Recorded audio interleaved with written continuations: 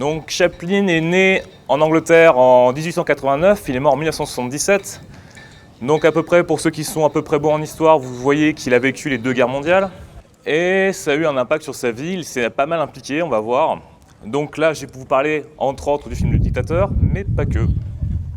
Et pour bien vous expliquer un peu tous les liens qu'il va tisser avec la grande histoire, je vais devoir commencer par sa petite histoire à lui, par son enfance. Donc Chaplin, né en Angleterre donc, en 89, il n'a pas vraiment une enfance heureuse.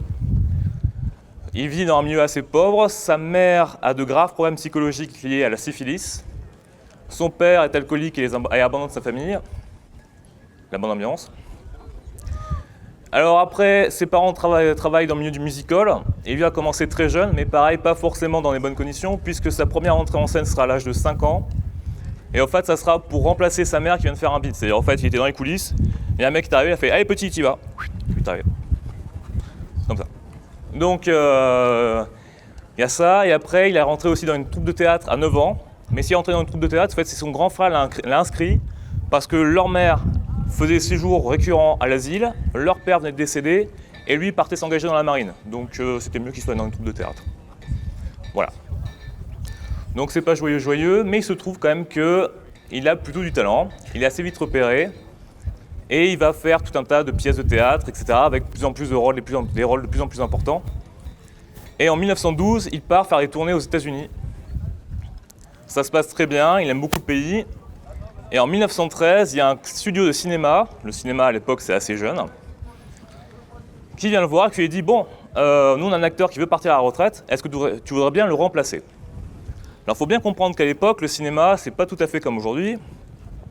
C'est-à-dire qu'on va voir le film de tel acteur, qui fait des films en série, quoi. Mais quand je dis en série à la chaîne, on va voir le nombre de films que va faire Chaplin, c'est assez conséquent. Donc en fait, quand Chaplin dit qu'il va remplacer cet acteur-là, en fait, il s'engage à jouer dans les comédies à la chaîne, et à la base, il n'est même pas censé les écrire, en fait. Chaplin d'ailleurs est moyennement fan des comédies du comédien qu'il va remplacer. Il fait ça plus ou moins par curiosité vis-à-vis du cinéma. Il y va, et donc en 1914, quand je vous dis qu'il tourne des films à la chaîne, en fait il en tourne 36 dans l'année. Voilà, après c'est des petits films de 20 minutes, mais ça fait quand même après 8 longs métrages, en totalité, ça fait beaucoup. Aujourd'hui les acteurs qui tournent beaucoup font 2-3 films pour les plus travailleurs. Donc c'est une masse conséquente de travail.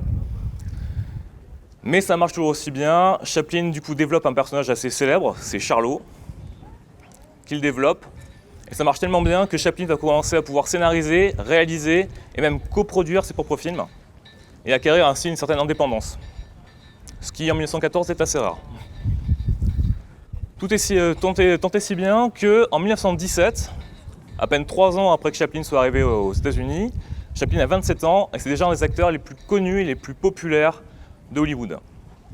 C'est un des mieux payés aussi. On va voir que ce détail a son importance. Et en 1917, c'est aussi une date importante dans l'histoire puisque c'est l'année où les États-Unis décident d'entrer en conflit, d'entrer dans la Première Guerre mondiale. Je vous passe les raisons historiques. Mais le problème qu'ont les États-Unis, c'est que les Américains moyens se contrefoutent un peu du conflit européen. On ne voit pas trop pourquoi ils iraient là-bas. Et en plus, il se trouve qu'à ce moment-là, les États-Unis n'ont pas forcément d'argent. Donc, pour financer la guerre, ils vont recourir aux bombes de guerre. Alors les bombes de guerre, c'est quoi? C'est votre pays qui vous dit « J'aimerais bien aller taper la gueule de ce mec-là, mais j'ai pas les sous pour. Donc s'il vous plaît, donnez-moi des sous, prêtez-moi de l'argent, et je vous le rembourse avec un petit taux d'intérêt. » Voilà. Le truc, c'est que ça va pas très bien marcher pour 2 raisons. Premièrement, ce genre de prêt a tendance à ne pas être remboursé, ce qui d'ailleurs va plus ou moins arriver, donc il y a pas mal de gens qui vont perdre de l'argent. Et deuxième chose, au fait, comme je disais, les gens s'en foutent un peu, donc ils n'ont pas envie de donner de l'argent. Donc, après un premier échec, le gouvernement américain dit « Bon, on va demander aux stars de cinéma de faire une tournée dans tout le pays pour motiver les gens à donner de l'argent pour aller à la guerre. » Et parmi les stars qui contactent, il y a Charlie Chaplin. Chaplin, donc, qui est anglais. Et alors pour vous faire un petit peu la situation sur le conflit européen, donc l'Angleterre à ce moment-là est alliée avec la France, majoritairement, principalement avec la France, l'Italie et la Russie. Donc en 1917, l'Italie avait presque perdu la guerre. En 1916, ils sont pratiquement fait rétamer. La France était en train de se faire charcuter sur le chemin des dames. Et la Russie, en mars 1917, la Russie, au fait, le front ouest est déserté puisque c'est la première révolution. L'Angleterre est un peu seule et un peu mal. Donc Chaplin se sent plus ou moins concerné, puisque c'est quand même son pays natal. Il accepte, et non seulement il accepte de faire la campagne pour les bons américains, mais en plus, il va faire un film de propagande pour le gouvernement. Donc il est en totale collaboration, et le gouvernement l'aide à ce moment-là. Il va quand même y avoir un petit hic dans l'histoire, c'est que, comme je disais, Chaplin est anglais, il a 27 ans, et donc en fait, il avait parfaitement l'âge de partir lui-même au front. Et il y a quand même quelques personnes qui vont dire que c'est quand même un peu ironique qu'un mec qui a l'âge d'aller au front vienne nous voir pour nous dire « Hey, envoyez vos gosses, s'il vous plaît, à sa place. » quoi. Alors Chaplin va répondre de son côté qu'il s'est inscrit qu'il s'est porté volontaire, mais qu'on n'a pas voulu de lui. Et effectivement, c'est vrai, il était jugé trop maigre.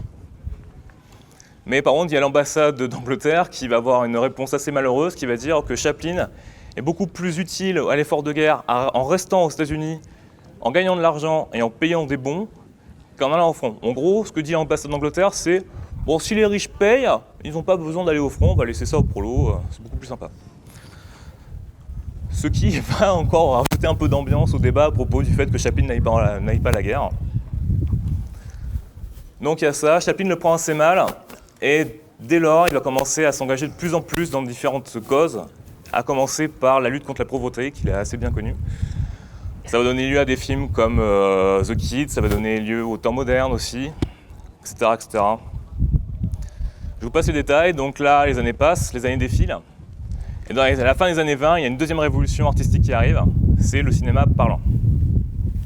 Alors le cinéma parlant, le truc c'est que ça va être un drame pour beaucoup d'acteurs qui vont très mal vivre ce passage, notamment l'autre star du muet de l'époque, l'autre star du comique muet de l'époque, Buster Keaton, dont la carrière va littéralement sombrer, puisque les gens en fait n'aiment pas sa voix, n'aiment pas son jeu à partir du moment où il joue, où il parle, etc.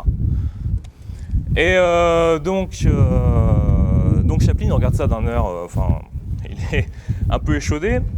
Il continue à faire des films, mais toujours pas parlant. En fait, il chante. Typiquement, dans les temps modernes, il n'y a pas vraiment de dialogue. En fait, il y a une chanson, mais il n'y a pas de dialogue. Ce qui est quand même assez vieillot pour un film qui est sorti en 1936.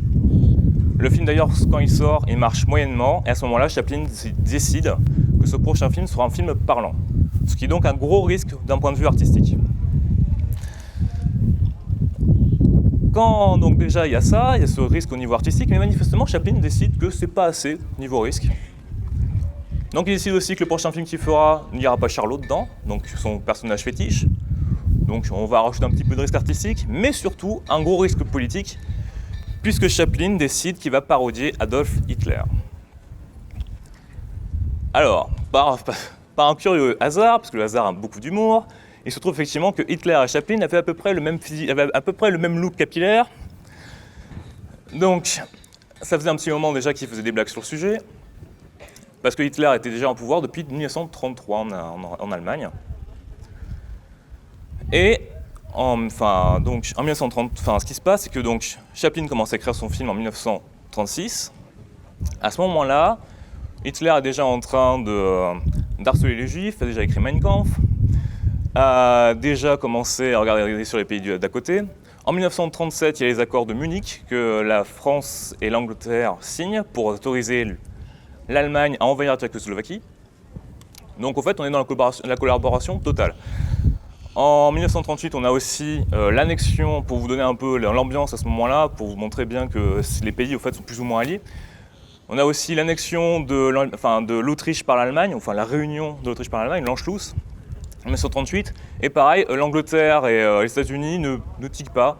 Il y a juste la France qui est à côté qui fait dites-moi, c'est pas le pays sur lequel on a foutu la guerre, sur lequel on a tapé il y a 20 ans, c'est exactement le même, ils ont exactement la même politique, je dois peut-être faire un truc, je sais pas trop. Mais sinon, tout se passe bien, ils voient pas le truc, personne ne voit rien venir. Chaplin, lui, c'est pas trop son truc. Il trouve que déjà le dictateur, il y a des risques pour la liberté. En plus, il trouve les problèmes avec tout ce qui est harcèlement des juifs, etc. Il voit bien où est le souci. Et donc lui, il décide de faire un film. Le truc, c'est que niveau diplomatique, c'est un scandale. C'est-à-dire que les Américains se retrouvent avec un mec qui est en train de faire un film dans leur pays qui est en train de parodier un de leurs éventuels alliés. Parce que tout le monde pense que Adolf Hitler, c'est bien, on pourra faire des affaires avec lui un jour, quoi. À ce moment-là, hein, enfin, on est en 37-38, quoi. Il va se retrouver avec une pression monstrueuse, contrairement à la Première Guerre mondiale, où là, il avait un soutien total des gouvernements, etc. Là, il va se retrouver avec des pressions monstrueuses. L'ambassade, notamment l'ambassade britannique, qui va envoyer des mots à son studio pour leur dire faites en sorte que Chaplin ne fasse pas son film, etc. Les nazis vont commencer à faire courir des rumeurs comme quoi Chaplin est juif, qui s'appelle en vérité Stolstein, ce qui, outre le fait que ça aurait rien de honteux, est absolument faux. Bref, au final, Chaplin produit son film plus ou moins tout seul, en sachant qu'en plus, du coup, c'est la première fois où il écrit des dialogues, il est obligé de changer son jeu, etc. etc. quoi. Donc, un gros risque, à la fois artistique et politique. Son film, finalement, sort au bout de 2 ans, en 1939, et assez ironiquement, il va sortir 6 jours après que l'Angleterre ait finalement déclaré la guerre à l'Allemagne. Le film marche très bien. Il marche très bien. Par contre, au niveau critique et au niveau de la réception vis-à-vis des politiques, c'est une autre paire de manches. Surtout que non seulement Chaplin s'est amusé à attaquer un éventuel allié de l'Angleterre et de l'Allemagne, donc bon, plus à ce moment-là, mais tout le monde a en tête les 2 années passées. Mais en plus, il se trouve qu'à la fin du film, et ça personne n'était vraiment au courant, Chaplin a rajouté un grand discours qui est socialiste, et pas le socialisme d'aujourd'hui, le socialisme de l'époque en 1938. C'est autre chose, hein, c'est pas... Et ce qui, d'un point de vue politique, est assez risqué aux États-Unis, on va dire. Donc il ne va pas se faire que des copains, il va recevoir il va se faire descendre littéralement dans la presse. Et il va y avoir une véritable campagne de dénigrement vis-à-vis de sa personne. Alors il a des courses. Chaplin, certes, fait son film, où il y a un film où il a 100% raison, où il est visionnaire, et même son film en plus fait des entrées, mais sa réputation est niquée à vie. En 1947, quand il va sortir son autre film, son film va faire un flop, c'est Monsieur Verdoux. Et surtout, là où c'est la conséquence la plus grave que ça va avoir sur sa vie, au fait, tous ces petits, les politiques qui avaient lutté contre lui pendant ce film-là se rappellent bien de ce qui s'est passé. Et en 1952, Chaplin part en Angleterre faire une tournée, faire une présentation d'un film. Et pendant ce temps-là, son visa est annulé et il est banni des États-Unis à vie. Donc Chaplin ne pourra plus jamais retourner sur le sol américain.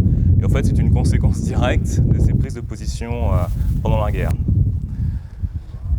Donc, il a payé en fait assez cher. C'est-à-dire, en fait, il a pris un risque et à part du point de vue économique, sur le coup, sinon sur tout le reste, il a payé très très cher. Et c'est ça que je voulais vous raconter, en fait. C'était un peu comment un homme a décidé de prendre tout ce risque-là pour, au final, aujourd'hui, avoir un film qui, aujourd'hui, tient encore la route. C'est un film que je vous conseille de voir. En plus, c'est pas très long et c'est, je crois, accessible gratuitement, j'espère, vu l'âge qu'il a. Donc, je vous le conseille absolument. C'est une histoire que je voulais vous raconter parce que c'est assez courageux et je pense que c'était à saluer. Et voilà. Merci beaucoup.